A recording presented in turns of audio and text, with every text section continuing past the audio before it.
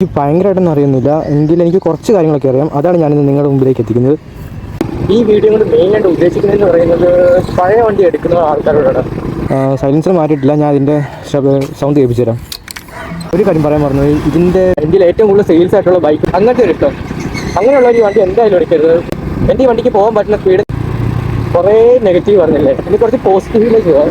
ഇത് ഭയങ്കര വലിയ പോസിറ്റീവായിട്ടൊന്നും എടുക്കണ്ട, പക്ഷേ ഈ വണ്ടി തരുന്നൊരു കോൺഫിഡൻസ് ഉണ്ട്. ഇനി പഴയ വണ്ടികൾ എടുക്കാൻ പോകുന്ന ആൾക്കാരോട് പറയാനുള്ളത്, ഈ പഴയ വണ്ടി എന്നെ പഠിപ്പിച്ച കുറേ കാര്യങ്ങളുണ്ട്. ഗായ്സ്, അപ്പോൾ ഇത്രയൊക്കെ തന്നെ ഉള്ളൂ.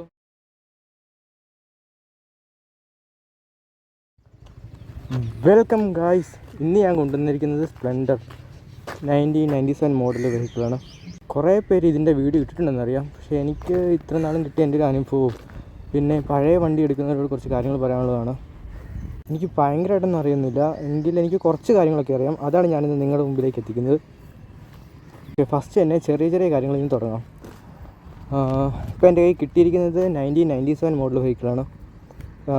ഇതിൻ്റെ സ്പീഡോമീറ്റർ, ഓഡോമീറ്റർ, ഫ്യൂവൽ ഗേജ്, അതുപോലെ തന്നെ ഈ ലൈറ്റിൻ്റെ switch, dim, bright, indicator, horn, അത്രയൊക്കെ തന്നെ ഇതിലുള്ളൂ.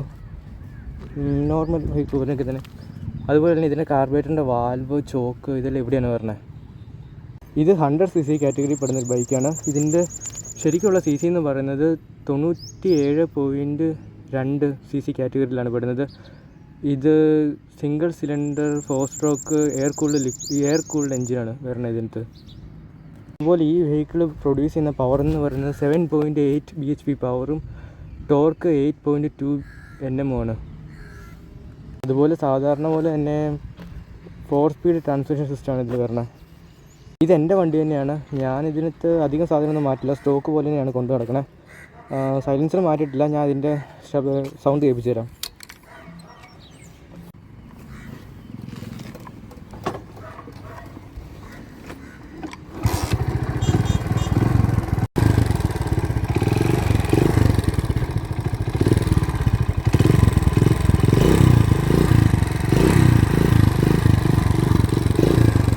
ഇതാണ് ഇതിൻ്റെ ശബ്ദം.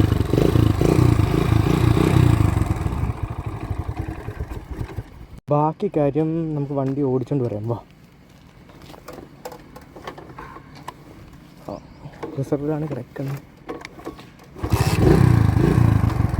ഒരു കാര്യം പറയാൻ പറഞ്ഞു, ഇതിൻ്റെ ഫ്യൂവൽ ടാങ്കിൻ്റെ കപ്പാസിറ്റി എന്ന് പറയുന്നത് 9.8 ലിറ്ററാണ്. അതുപോലെ തന്നെ ഇതിൻ്റെ വെയിറ്റ്, ഈ വണ്ടിയുടെ വെയിറ്റ് എന്ന് പറയുന്നത് 190 kg ആണ് ഇതിൻ്റെ വെയിറ്റ് എന്ന് പറയുന്നത്. ശരി, നമുക്കൊരു റോഡ് കിട്ടിയിട്ടുണ്ട്, ബാക്കി നമുക്ക് തുടങ്ങാം.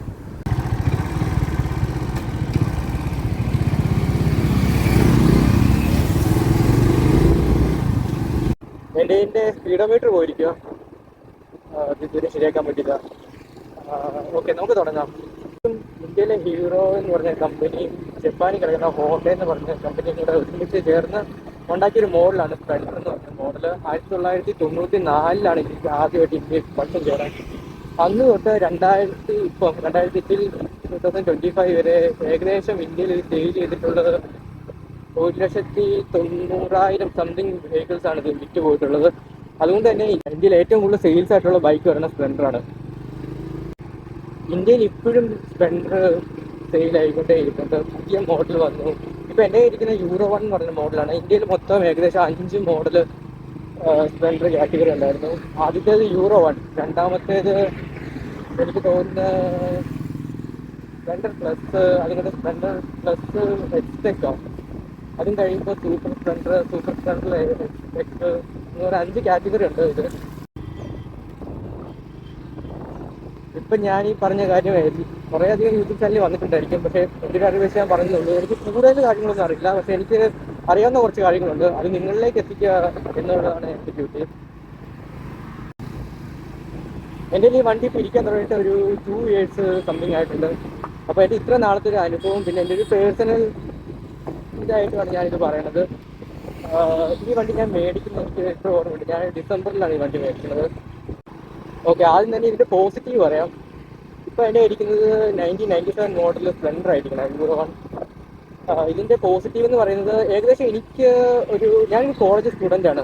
അതുകൊണ്ട് തന്നെ എനിക്ക് ബഡ്ജറ്റ് ആയിട്ടുള്ള നോക്കുകയാണെങ്കിൽ എനിക്ക് വണ്ടി ഓക്കെയാണ്. ഇതിന്റെ മൈലേജ് എന്ന് പറയുന്നത് കമ്പനി അവകാശപ്പെടുന്നത് അന്ന് ഇറങ്ങിയ സമയത്ത് 70 ആണ്. ഇപ്പോൾ പക്ഷെ എനിക്ക് അത്രയും കിട്ടില്ല, കാരണം ഇത്ര പഴയ മോഡലായതുകൊണ്ട് തന്നെ എനിക്ക് ഏകദേശം ഒരു 45 to 50 ഇതിനിടയ്ക്ക് എനിക്ക് കിട്ടും.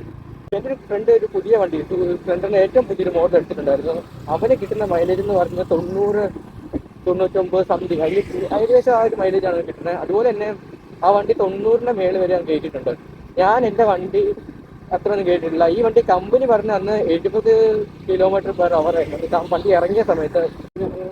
നോർമലായിട്ടുള്ള സ്റ്റുഡൻറ്റ്, കോളേജ് അല്ലെങ്കിൽ ജോബിനൊക്കെ കൊണ്ടുപോകാൻ പറ്റിയ വണ്ടിയാണ്, കുഴപ്പമൊന്നുമില്ല. പിന്നെ മെയിൻ്റെനൻസിൻ്റെ കാര്യം പറഞ്ഞു തരുവാണെങ്കിൽ എനിക്ക് അത് വലിയ ഫീലായിട്ട് മെയിൻ്റെനൻസ് ഒന്നും തോന്നിയിട്ടില്ല. കാരണം ചെറിയ ചെറിയ പണി വരുന്നത് ഞാൻ തന്നെ തീർക്കുകയാണ് ചെയ്യുന്നത്. അത് വലിയ പണിയായിട്ടും തോന്നിയിട്ടില്ല. വലിയ പണി എനിക്ക് ഇതുവരെ കിട്ടിയിട്ടില്ല.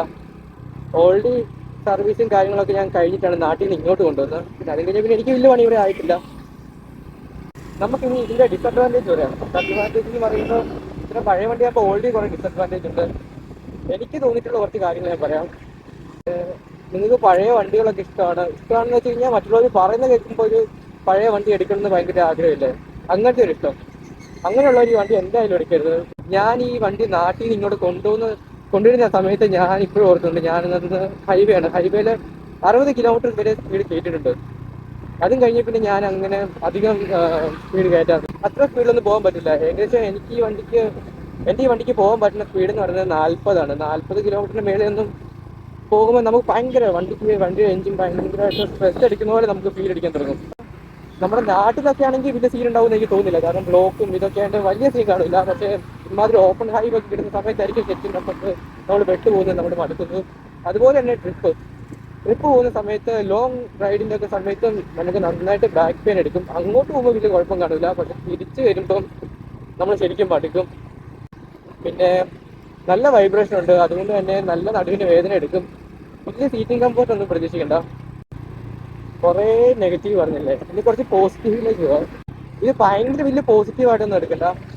ഇതിൻ്റെ പേഴ്സണലായിട്ട് എനിക്ക് തോന്നിയ കുറച്ച് കാര്യങ്ങളാണ്. ഈ വണ്ടി തരുന്നൊരു കോൺഫിഡൻസ് ഉണ്ട്.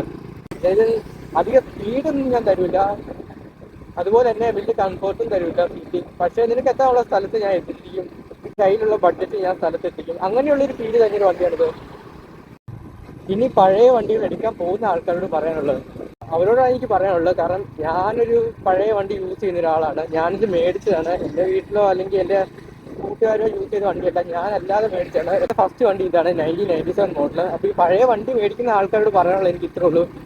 പഴയ വണ്ടികളോട് എല്ലാവർക്കും ക്രേസ് തന്നെയായിരിക്കും, പക്ഷേ അത്രയ്ക്ക് ബെറ്റർ ഒന്നും ആയിരിക്കില്ല. കാരണം എപ്പോഴാണ് പണി തരുന്നതെന്ന് പറയാൻ പറ്റില്ല. നന്നായിട്ട് മെയിൻറ്റെയിൻ ചെയ്ത്, എനിക്കറിയാം ഇന്ന പ്രശ്നമൊക്കെ വരും എന്നൊക്കെ ഓൾറെഡി അറിയാവുന്ന ആൾക്കാരാണെങ്കിൽ പ്രശ്നം ഉണ്ടാവില്ല.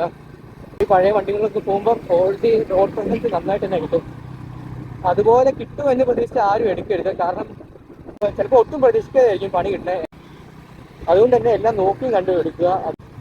പുതിയ വണ്ടി തന്നെയാണ് ബെറ്റർ എന്ന് ഞാൻ പറഞ്ഞില്ല, നിങ്ങളുടെ ഇഷ്ടമാണ്.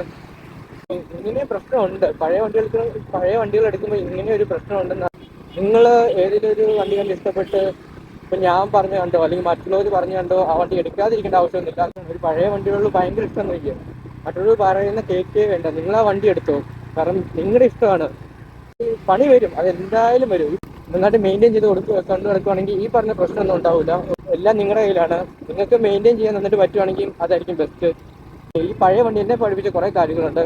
എനിക്ക് വണ്ടീനെ കുറിച്ച് വലിയ പണിയൊന്നും അറിയിക്കുന്നില്ല, പക്ഷേ ഇത് കിട്ടിക്കഴിഞ്ഞാൽ പിന്നെ അത്യാവശ്യം ചെറിയ ചെറിയ പണികളൊക്കെ ഞാൻ തന്നെ പഠിച്ച്, അതൊരു പോസിറ്റീവായിട്ടുള്ള കാര്യമാണ്. ഇത് ഇങ്ങനെയൊക്കെ നടക്കും, പഴയ വണ്ടി എടുത്തു കഴിഞ്ഞാൽ ഇങ്ങനെയൊക്കെ പ്രശ്നം ഉണ്ടെന്നാണ് ഞാൻ ഉദ്ദേശിക്കുന്നത്.